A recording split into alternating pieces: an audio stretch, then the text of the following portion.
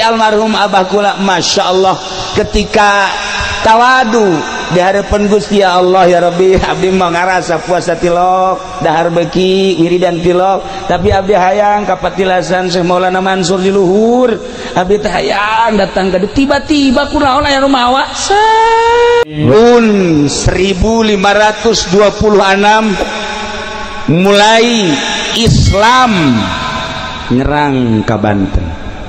Cuman 1 tahun kekuatan Islam utusan Demak dari 1526 hanya sampai 1527 tidinya dikuasai deku Hindu, tarurunlah Portugis, tarurunlah Denmark, tarurunlah Inggris, turunlah Belanda, turunlah RRC, turunlah Saudi Arabia, ngumpul kabeh di Banten, nuntung nu kumpul kabeh di Banten.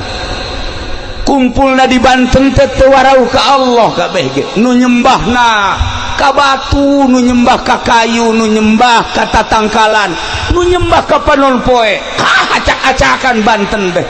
Masya Allah karim. Tahun 1670 Demak ngutus Sunan Cirebon, Sunan Gunung Jati Syekh Syarif Hidayatullah beserta putrana Syekh Maulana Hasanuddin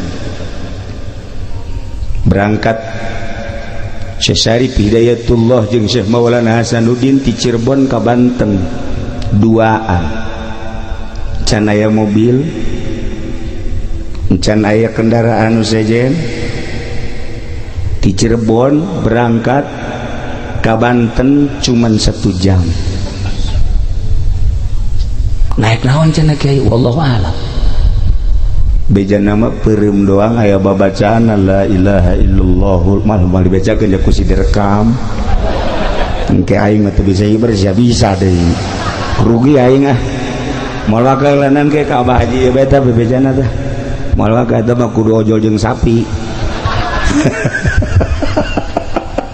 Sajam di Cirebon, Masya Allah. Kula mah naik mobil, kula naik mobil. Aya aturan naik Avanza rada lambat, naik Innova rada cepet. Kuari mah kebenaran naik Lexus cepet. Tapi naik Lexus dia asal dibarengan deh ku ieu angel. Pembawaanna ieu, Masya Allah, aneh kula ge. Mata kadang-kadang aya di bawah kumaha teu di bawah kumaha. Nu ukuran ditempuhna kudu 5 jam, ieu mah 12 jam. Bawaan tukos berabe iya be ya orang ya kuari orang kan memperingati Kangjeng Nabi. Kangjeng Nabi mapan manusia terganteng, terkasep, terpinter. Ingat ke Kangjeng Nabi, kasep Kangjeng Nabi mah. Ingat ke Kangjeng Nabi, ganteng Kangjeng Nabi mah. Ingat ke Kangjeng Nabi, pinter Kangjeng Nabi mah. Ingat ke Kangjeng Nabi, segala-galana di Kangjeng Nabi. Jadi orang memperingati jelema nu ganteng jeung kasep. Anjing barang leuleuh ka dieu iya kari. Atuh teu akur teh akan perasaan ngadenge Kangjeng Nabi na Masya Allah leuleuh ka dieu hayang utah. Lamun leuleuh beungeutna tapi lamun leuleuh hatena leuwih kejam. Ya kali. Nah, ieu Syekh Maulana Hasanuddin teh ka dieu duaan ka Banten disebut Banten Girang. Begitu ningali peradaban manusia, kekokohan, kebiadaban anu luar biasa. Kerajaan dikuasai ku 3 raja. Hiji Raja Siwa, 2 Raja Darga, 3 Raja Brahma, aya 4 terkecil Raja Ganesha. Masya Allah, buatan lain bantrak-bantrakeun. Munajat Syekh Syarif Hidayatullah jeung Syekh Maulana Hasanuddin kudu kumaha ieu. Demak dek ngutus bala tentara ulawaka moal menang cek Syekh Syarif Hidayatullah moal menang kajian kukuh kula munajat heula munajat Syekh Syarif Hidayatullah dalam munajatna titah ngadatangan Gunung Pulasari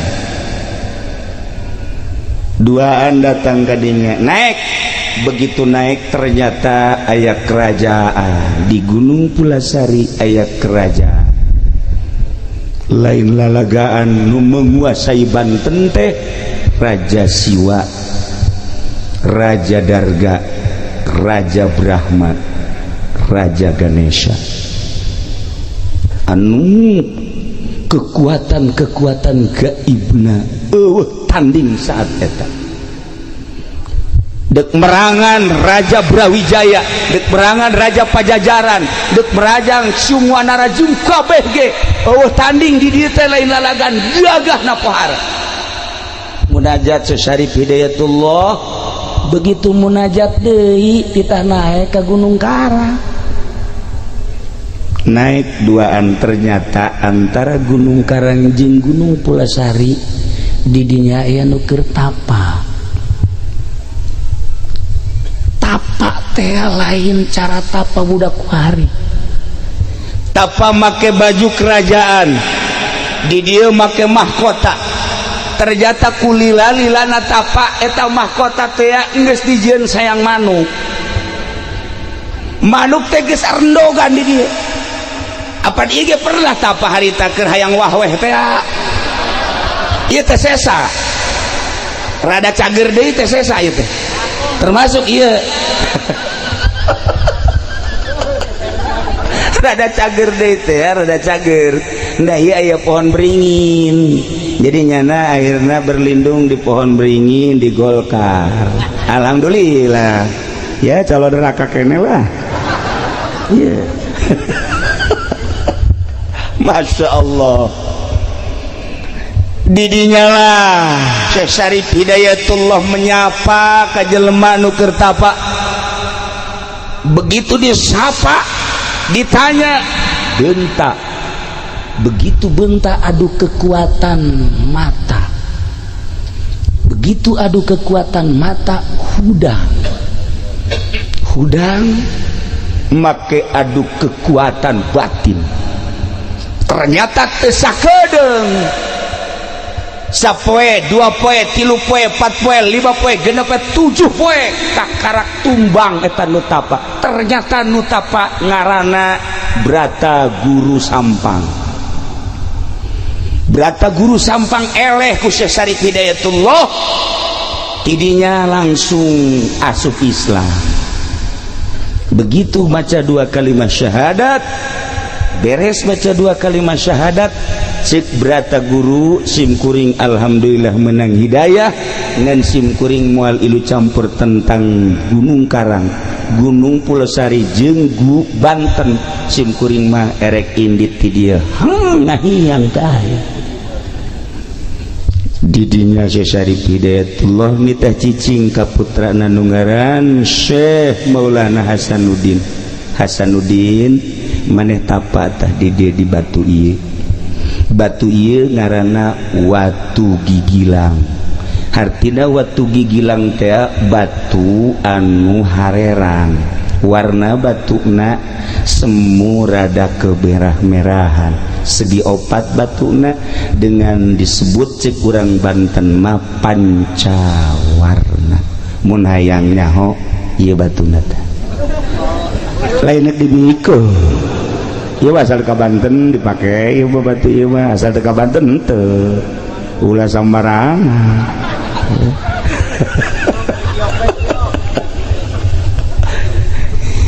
batuna nu dipake tapa adalah 2 meter persegi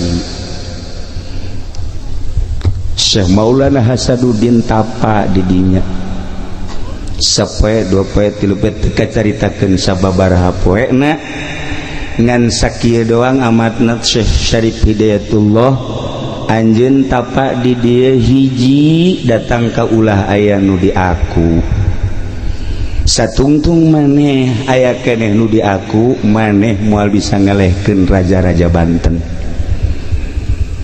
lamun geus teu di aku kakarak batur bakal nurut. Aya cai ulah di aku, aya angin ulah di aku, aya batu ulah di aku, aya cacaang ulah di aku.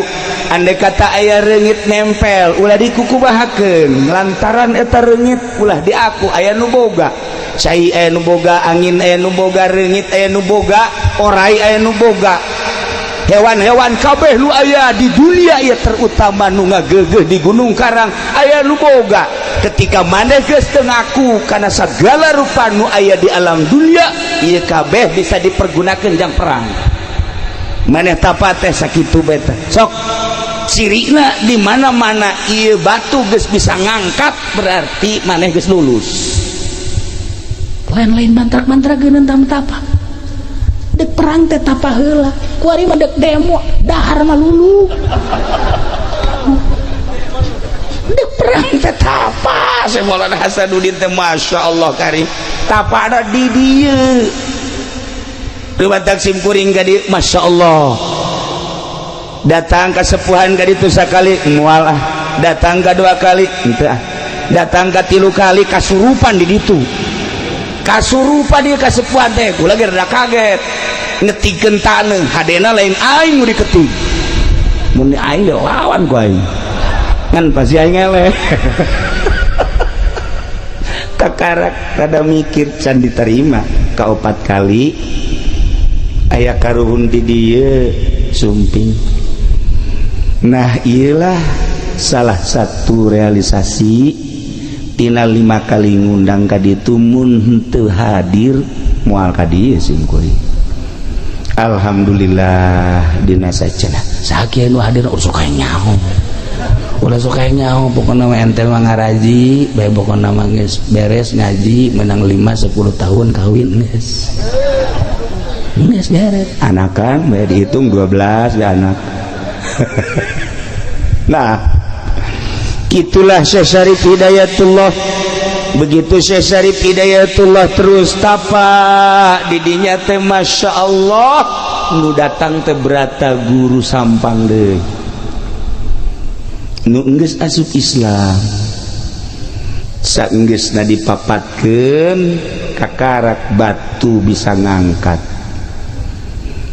Tiba-tiba Syekh Syarif Hidayatullah datang maneh lulus cung gerak ka Banten girang bawa batu ieu teh ulah dikamamanakeun kekuatan Banten teh aya dina batu lain batu boga kekuatan tingali Kangjeng Nabi Musa boga tongkat tingali Kangjeng Nabi Sulaiman boga cincin jeung nabi-nabi nu lainna ieu ge batu jang kekuatan Banten sing hade ieu ngaranna watu gigilang teuneun di Banten. Selama batu ieu aya Banten jaya.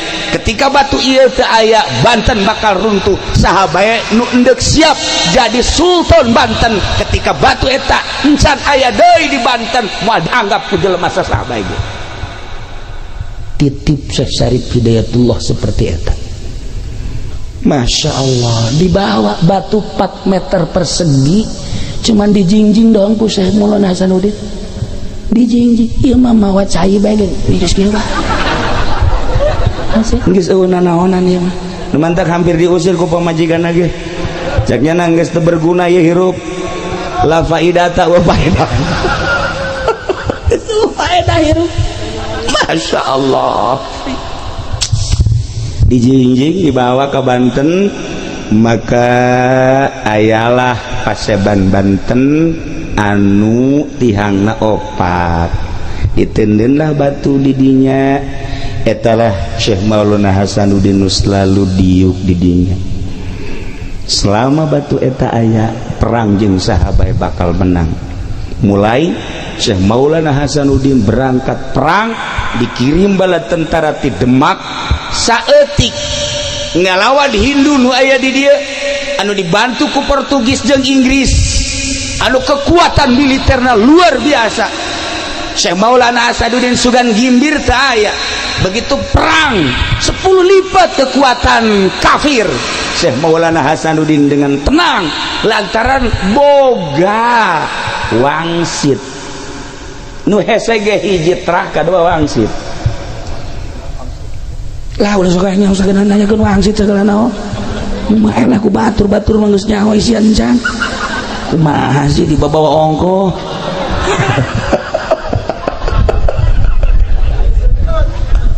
aduh Masya Allah dah begitu ngayakeun perang anu bala tentara militer saeutik di Demak hampir eleh menghadap ke Gunung Karang. Cik Syekh Maulana Hasanuddin, ya Allah eueuh di aku kusim kuring cai nu Gusti, angin nu Gusti, batu nu Gusti. Saat ieu abdi teh dek negakeun kalimah Allah, dek negakeun li'ilai kalimatillah la ilaha illallah hayang ngislamkeun Banten dengan tugas di Demak jeung tipun Bapak. Maka abdi nyuhunkeun pertolongan ti Gusti. Aya suara hayang make naon? Angin. Maka angin dikirim ti pasir angin. Serius sehingga ada ieu sejarah serius. Andai kata geus manggi sejarah eta alhamdulillah, andai kata insan catat lain lalagaan, andai kata aya di sejarah alhamdulillah, andai kata eueuh seperti eta.